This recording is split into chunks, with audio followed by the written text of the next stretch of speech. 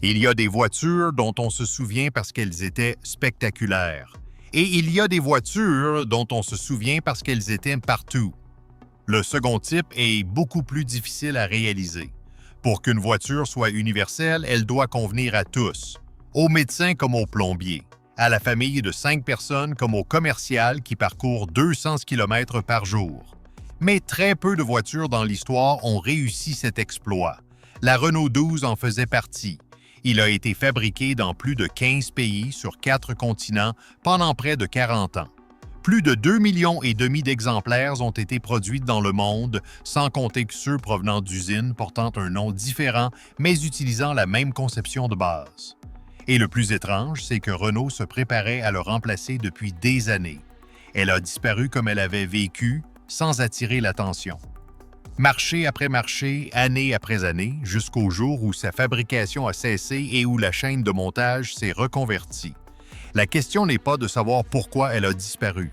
La question est de savoir pourquoi Renault a décidé de laisser mourir une voiture qui fonctionnait encore. Bienvenue chez Autoledger. Dans les prochaines minutes, vous découvrirez comment un projet conçu pour être d'une simplicité absolue est devenu l'un des modèles les plus vendus de Renault. Vous comprendrez pourquoi un modèle produit dans plus de 15 pays sur 4 continents pendant près de 40 ans a disparu sans presque aucune explication.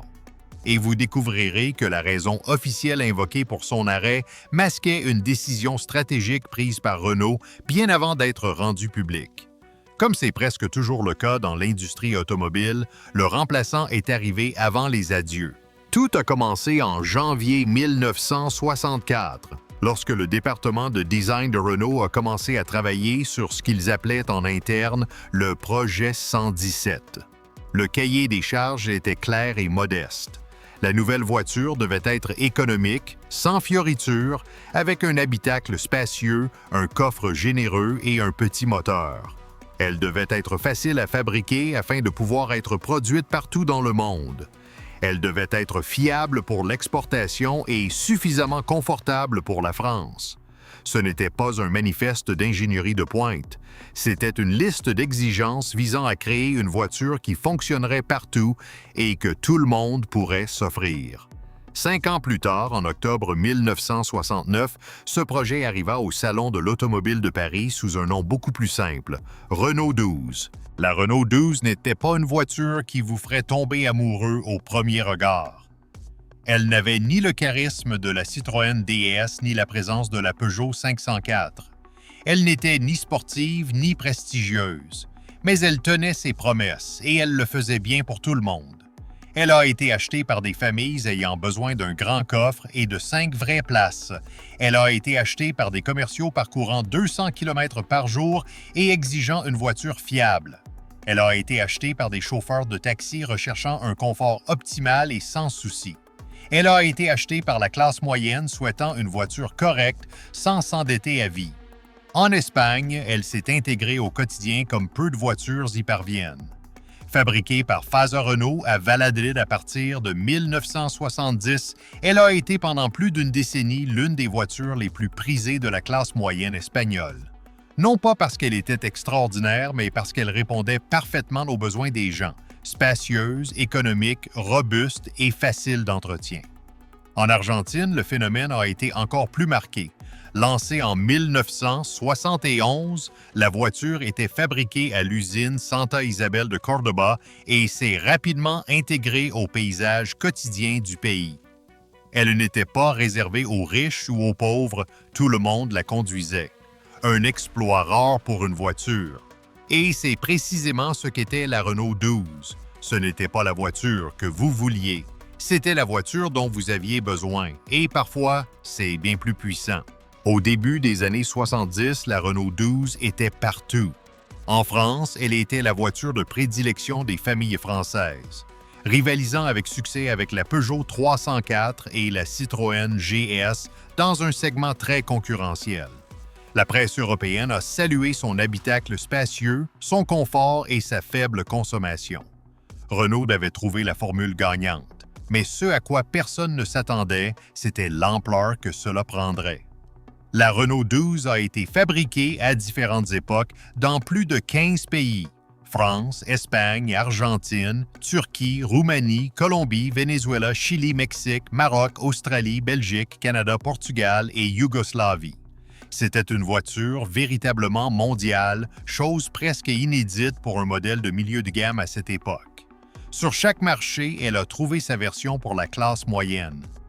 En Colombie, Sofasa l'a fabriquée à partir de 1973 et elle a dominé les ventes face à la Fiat et à la Dodge Polara.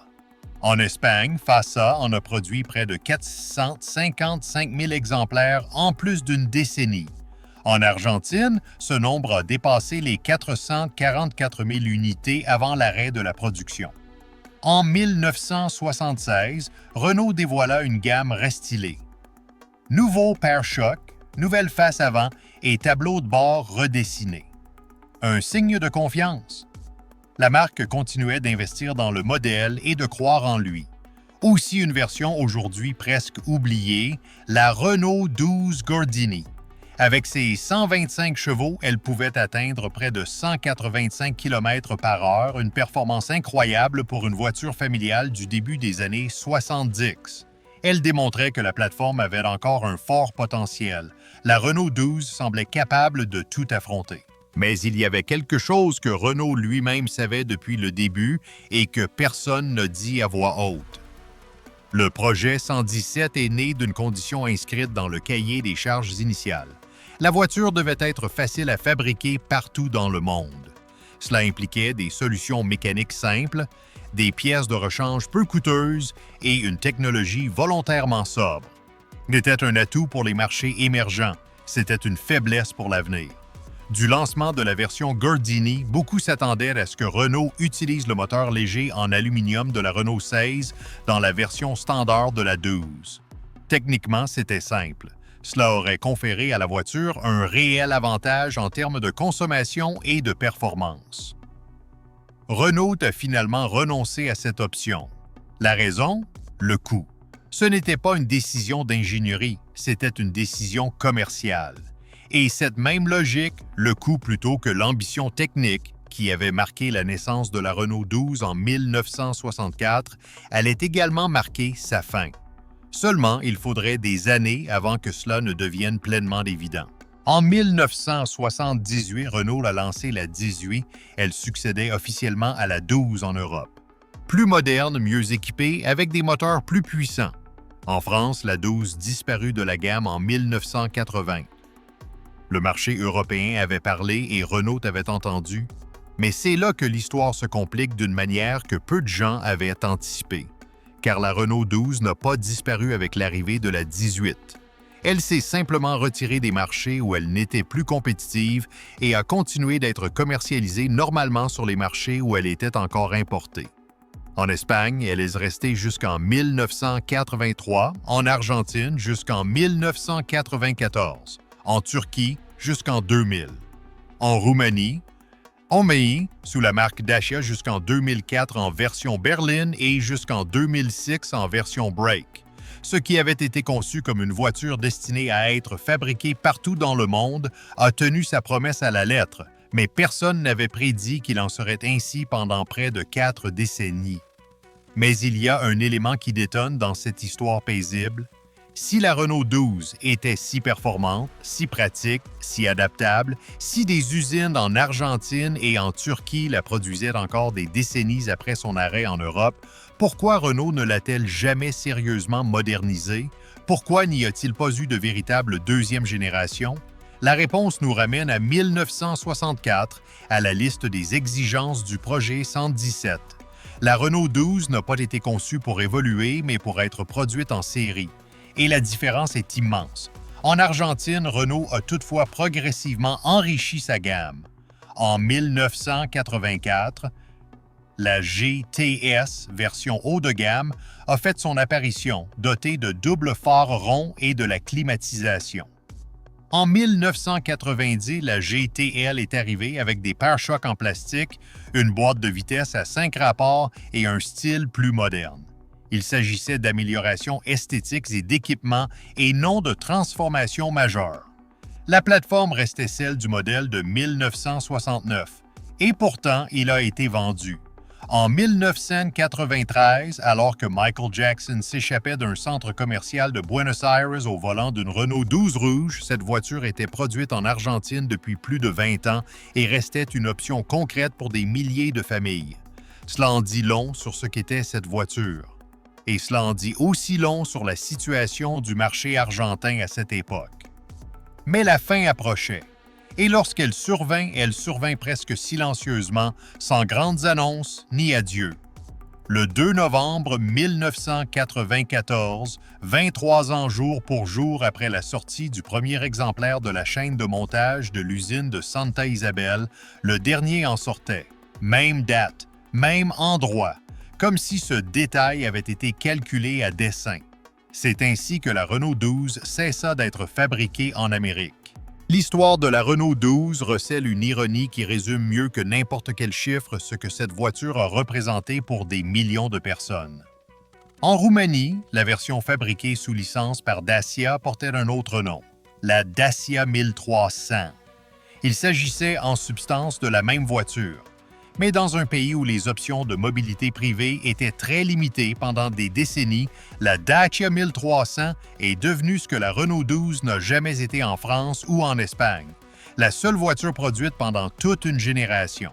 Lorsque la production de la Dacia 1300 s'est arrêtée en 2004, elle avait été fabriquée pendant 35 ans, plus de 1,9 million d'exemplaires. Des Roumains nés dans les années 1960, mariés dans les années 1970, scolarisés dans les années 1980 et apprenant à conduire à leurs petits-enfants dans les années 1990, tous l'ont fait dans la même voiture. Même design, même moteur, même voiture. Ce que Renault avait conçu pour être bon marché et facile à fabriquer était devenu involontairement le lien émotionnel le plus profond qu'une voiture puisse avoir avec toute une société. Voici maintenant la partie que Renault n'a jamais pleinement expliquée dans ses communiqués de presse. La raison officielle invoquée pour l'arrêt de la Renault 12 sur chaque marché était toujours la même. L'arrivée de modèles plus performants, plus modernes et plus compétitifs. La Renault 18 en Europe, la Renault 9 en Espagne, de nouveaux modèles en Argentine. En Turquie, les normes d'émission. En Roumanie, la transition vers des plateformes plus modernes au sein du groupe. Toutes ces raisons sont vraies. Mais il reste une question que personne n'a clairement posée. Si la Renault 12 était si adaptable, si elle pouvait être fabriquée dans 15 pays, si elle fonctionnait sous les climats tropicaux, sur les routes non pavées, en ville comme à la campagne, pourquoi Renault n'a-t-il jamais investi dans une véritable deuxième génération? La réponse se trouve dans le projet 117 dans cette liste d'exigences de 1964. La Renault 12 a été conçue pour être bon marché à produire et non pour être développée. Renault avait construit une voiture d'exportation destinée à des marchés en cours d'industrialisation et cette décision, qui s'est avérée un immense succès à court terme, a constitué le plafond de verre que le modèle n'a jamais pu dépasser. Lorsque les marchés où la Renault 12 était commercialisée ont atteint leur maturité, exigeant davantage de technologie, de sécurité et de confort, Renault s'est trouvé face à un dilemme. Investir dans une nouvelle plateforme pour une voiture qui n'était plus vendue en Europe ou tout simplement la retirer du marché et la remplacer par des modèles plus modernes. Le choix n'a jamais été difficile. La Renault 12 n'avait pas sa place dans la gamme future car elle n'avait jamais été conçue pour cela. Elle était destinée à être utile immédiatement dans de nombreux domaines et à moindre coût. Et elle l'a été bien plus longtemps que quiconque n'aurait pu l'imaginer en 1964. Ce que Renault n'avait pas calculé, c'est le lien émotionnel. Les indices étaient là dès le départ. Les principes de conception même qui la rendaient universelle, simple, durable et peu coûteuse à fabriquer étaient aussi ceux qui garantissaient qu'il n'y aurait jamais assez d'argent pour la réinventer. La Renault 12 a été victime du succès de sa propre conception originale. La fin de la Renault 12 n'a pas eu de date ni de lieu précis. Elle a disparu marché après marché, année après année, sur plus de 2 décennies. D'abord l'Europe, puis l'Espagne, puis l'Argentine, puis la Turquie, enfin la Roumanie. Aucune grande cérémonie n'eut lieu. En Argentine, l'usine de Santa Isabel continua de produire d'autres modèles. En Turquie, l'usine de Bursa se consacra à la fabrication de versions plus modernes. En Roumanie, Dacia fut progressivement absorbée par Renault dans les années qui suivirent la chute du communisme et se transformant en la marque de voitures abordables qu'elle est aujourd'hui. La Renault 12 n'avait pas de dernière édition de Collector. Il n'y a pas eu de discours d'adieu. Il n'y a pas eu de cérémonie de clôture avec les ouvriers signant la carcasse de la dernière unité. Du jour au lendemain, sa fabrication a tout simplement cessé. Et la chaîne de montage a continué à fonctionner pour faire autre chose. C'était, d'une certaine manière, conforme à ce qu'elle avait toujours été. Une voiture qui ne cherchait pas à se faire remarquer, qui faisait son travail et qui disparaissait discrètement. En 2004, lorsque Dacia a cessé la production de la dernière berline basée sur la Renault 12 en Roumanie, celle-ci était commercialisée depuis 35 ans. La plateforme, conçue par Renault dans le but précis d'être économique, simple et industrialisable partout dans le monde, a tenu ses promesses plus longtemps que toute autre plateforme de la marque ces dernières années. Les exemplaires originaux en excellent état ont vu leur valeur augmenter régulièrement auprès des collectionneurs. Les versions Gardini, produites à seulement 5188 exemplaires environ, sont désormais des pièces de musée. Les Break et les berlines en bon état trouvent preneur dans toute l'Europe et en Amérique latine. Et ce n'est pas tout. L'héritage invisible de la Renault 12 perdure chez Dacia. Cette marque roumaine, qui a produit pendant des décennies des voitures inspirées de la 12, est devenue, sous l'égide de Renault, l'incarnation de son engagement envers des voitures abordables, robustes et économiques à entretenir. La Dacia Logan, lancée en 2004, année de l'arrêt de la production de la 1300, s'inscrivait à bien des égards dans cette même philosophie. Une voiture sans prétention, conçue pour être fonctionnelle et accessible à tous. Le projet 117 ne s'est pas terminé en 2006. Il a simplement changé de nom. Cette histoire en dit long sur l'industrie automobile. Renault a conçu la Renault 12 en se basant sur un cahier des charges qui ne mentionnait jamais la notion d'héritage. La marque souhaitait une voiture économique et robuste, facile à produire partout et à entretenir. Elle ne recherchait pas une icône ni un symbole générationnel. Elle voulait simplement une voiture qui se vende bien sur de nombreux marchés pendant quelques années. Cela leur a coûté 37 ans. Et pendant ce temps, cette même voiture ordinaire à laquelle personne ne prêtait attention, si discrète qu'un homme à Buenos Aires l'a utilisée pour sortir Michael Jackson d'un parking sans que presque personne ne s'en aperçoive, cette voiture continue d'apparaître dans les souvenirs de millions de familles sur 4 continents comme leur première voiture, la voiture de leur premier long voyage, la voiture avec laquelle ils ont appris à conduire. Cela ne faisait pas partie du projet 117. C'est arrivé comme ça. Si cela vous a intéressé, je vais laisser une autre vidéo à l'écran qui, j'en suis sûr, vous surprendra.